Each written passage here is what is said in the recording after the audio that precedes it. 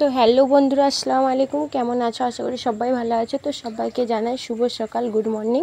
তো আমি এই ভিডিওটা সকাল থেকেই চালু করেছিলাম। তো মানে সকাল তখন 8টা এরকম বাজবে, 7:30 8টা বাজবে। তো তোমাদের দাদাভাই গাছের আম পেড়েছে। আমাদের গাছে না ভীষণ আম হয়েছে, প্রচুর আম হয়েছে। তো তোমাদের দাদাভাই গাছের আম পেড়েছে।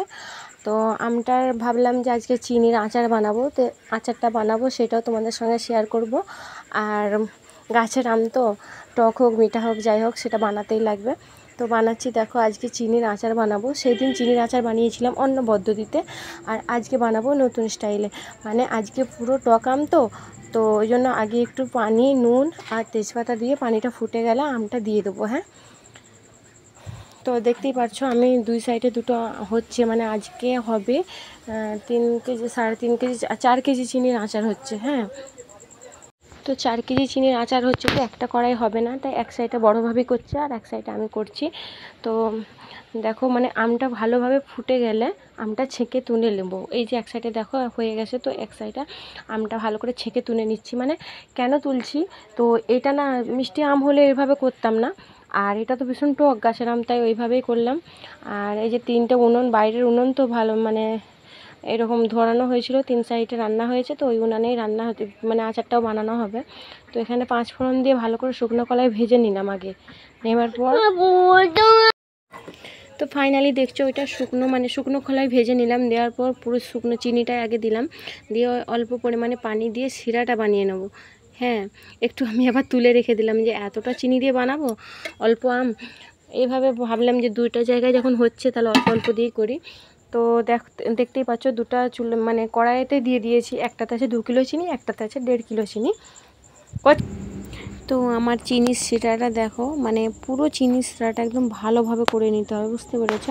তো তারপরে আমি চিনির শিরাটা হওয়ার পর যে ওই যে বয়েল করে রাখা যে আমটা, সেদ্ধ করে রাখাটা, ওই আমটাকে আমি দিয়ে দেবো। মানে ওই চিনির শিরাটার উপরেই আমটা হবে, মানে আচারটা হবে পুরো, বুঝতে পেরেছ? তো এখন হচ্ছে দেখতেই পাচ্ছ পুরো সাদা হয়ে রয়েছে। তো আমটা ফুটতে লেগে গেছে, আমটা ফুটছে যে একদম রসগোল্লার মতন হয়ে গেছে দেখতে। কে কে রসগোল্লা খাবে কমেন্ট করে অবশ্যই বলবে। আর এই যে দুই সাইডে যে হচ্ছে, দুই সাইডে দুই রকম আম হচ্ছে ঠিকই, মানে ওটা বড় করা, এটা একটু ছোট আছে। তো ভালো করে নাড়িয়ে, মানে এই আচারটা বানাতে অনেকটাই টাইম লেগেছে বন্ধুরা, জানো? সেইটা মানে যেটা বানিয়েছিলাম আগের বারে অতটা টাইম লাগে না, আর এইটা কিন্তু অনেকটাই টাইম লেগেছে। তো দেখো মানে অনেকক্ষণ মানে নাড়িয়ে নাড়িয়ে নাড়িয়ে নাড়িয়ে একদম পুরো একদম কালারটা দেখো, চিনি ছিল এখন গুড়ের কালার হয়ে গেছে। তো এইভাবেই পুরো বানিয়ে একদম শুকনো করে নেব। তো দেখো ওই সাইডের কড়াটা পুরো তাড়াতাড়ি হয়ে গেছে, মানে শুকনো শুকনো হয়ে গেছে। তো এইটাও এইভাবেই শুকনো করে মানে রেখে দেবো। তো দেখো এই আচারটা যে বানানো হয়েছে, মানে ওই আচারটা হচ্ছে, এটা অনেক দিন থাকবে। মানে 1 বছর কেন, তুমি ভালোভাবে যদি রাখতে পারো অনেক দিন 2 বছর তুমি রাখতে পারবে। তো ফাইনালি আমার আচারটা রেডি হয়ে গেছে। তো আমার এই আচারটা মানে এই টাইপের যে বানালাম, তোমরা কে কে জানো একটু কমেন্ট করে বলবে। আর কেমন হয়েছে আচারের কালারটা বা আচারটা কেমন হয়েছে সেটাও একটু কমেন্ট করে বলবে কেমন। আচারটা রেডি হয়ে গেছে, আর এরপরে দেখতে পাবে মানে পুরো দুপুরবেলা খাওয়া দাওয়া করে বিকেল টাইমে কোথায় গেছিলাম। এখন বিকেল, তো সবাইকে জানাই শুভ বিকেল। তো আমি আসছি, দেখো মাঠে চলে আসছি আজকে। আমার সোনিয়াকে নিয়ে চলে আসছি। এই যে দেখো আমার সোনিয়া খাচ্ছে আর আমরা এখানে বসে আছি।